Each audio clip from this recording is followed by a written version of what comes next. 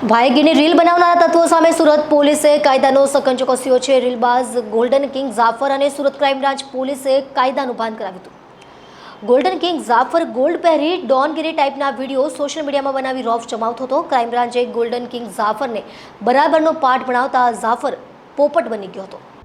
Social media પર છવાઈ જવા માટે યુવાનોમાં ભારે ક્રેઝ જોવા મળી રહ્યો છે, ત્યારે અસામાજિક પ્રવૃત્તિ કરનારા પણ સોશિયલ મીડિયાથી પોતાની ધાક ઊભી કરવા માટે અવનવા વિડીયો મૂકતા હોય છે।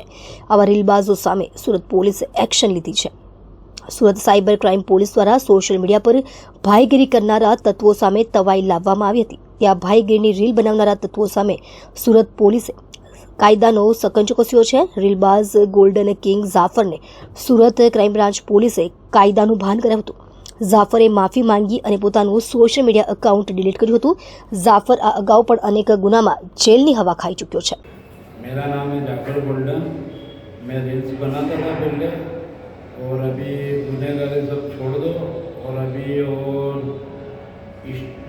इंस्टा बनाने का मेरे को शौक था और गोल्ड पहनने का शौक था। अभी गुनहगारी मैंने छोड़ दिया, मेरा अकाउंट ब्लॉक कर दिया वो मैंने। और सबकी रीत से जियो अच्छे से, और जीवन निभाओ। सब जीवन छोड़ दो, ये गुनहगारी छोड़ दो। मैंने भी छोड़ दिया गुनहगारी और ब्लॉक कर दिया अकाउंट इंस्टा का।